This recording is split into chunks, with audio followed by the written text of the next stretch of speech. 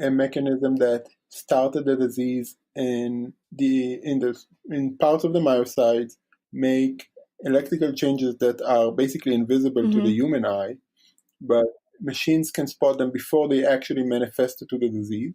So these patients have subclinical disease, and that's the exact things we want AI to teach us.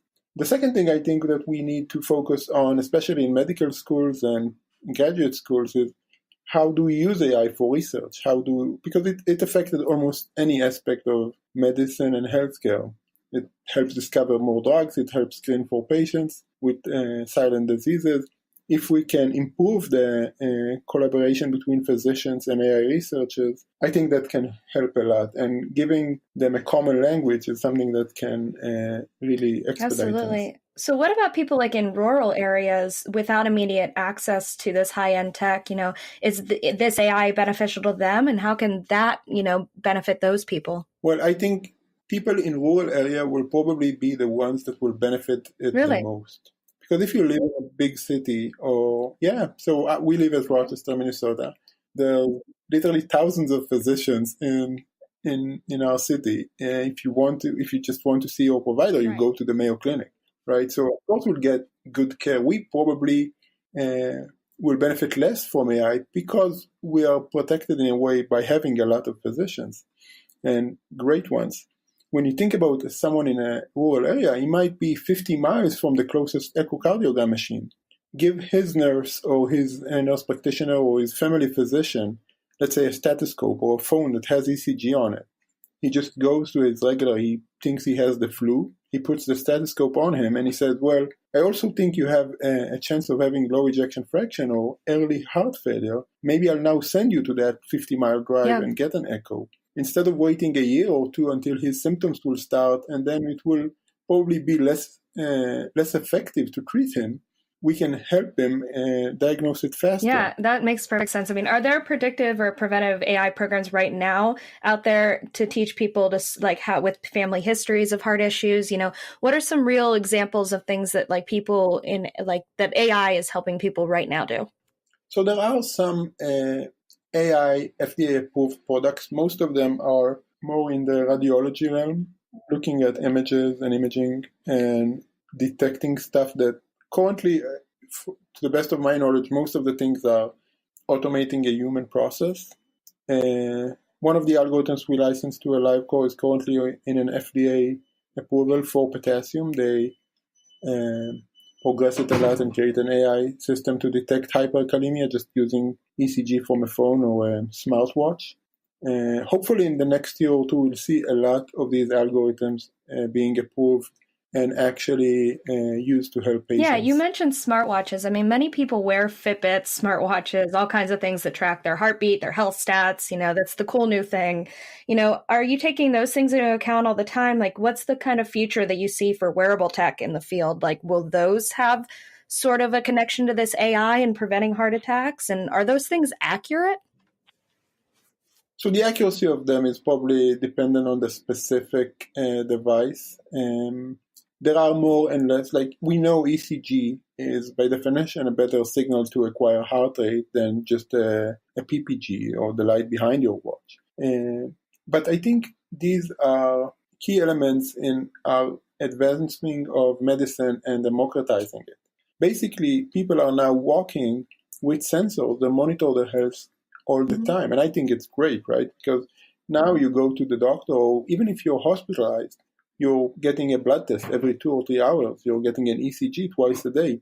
You leave the hospital and that's it, right? A day later, we assume you're healthy and we don't monitor you anymore.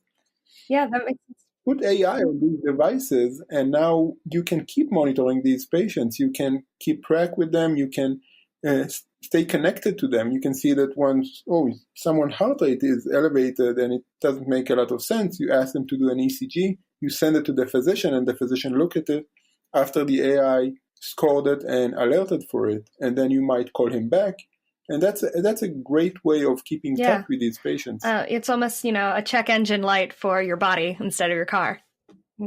Exactly. I think it's a No, great that's way to great. put it. So when you're doing these, like you're teaching these AIs and these machine learnings to, because a lot of people don't understand that on an AI, humans have to teach these programs to learn what they do. AI has to only take in and spit out what they're taught. So what are some things that you're teaching it to look for and to learn for it to get better and teach itself after that? So in the past, we used to extract features, human crafted features. So we, for example, an ECG, and I keep going back to the ECG because that's my personal background, but you would look at an ECG, and the ECG has three complexes, the P wave, the QRS, and the T wave. And you would extract feature, you say, let's measure the QRS width, the T wave amplitude, the T wave slope, and so on, and we'll feed it to the system. Now, you're biasing the system in a way because you're only giving him the AI features that you think are important. The second thing, you're building code, and code is prone to errors, and sometimes it measures it wrong. Now, instead, we just use for recurrent or convolutional neural networks. We just show the network hundreds of thousands of ECG and the outcomes. We don't say anything else. The features that the network extracts will be the ones that will optimize the specific problem we're trying to solve. So giving it basically only the raw ECG and the output, and the AI knows which part of it are interesting. The hard part is we're now trying to understand what was the interesting part, because in a way it's a black box. You feed it ECG in one way and get the outcome in the other. Doing the AI, prevent any biases, like with... There was a story a little while back about HR AI, and they kind of... But what was going into it created a bias in, hiring. Are there any bias that you've seen or any issues that you've seen in the AI program that you guys had to go back and like fix a little bit, that was showing like, oh, we told it this and it's saying this, but that's not true. Like, have you seen any issues with it? So we're trying to make sure that when we validate a model, we looked at all of these factors. I don't know for sure that we found everything, but we measure how it works for young people, how it works for old people, how it works for men and women, and we want to make sure we build models that help everyone.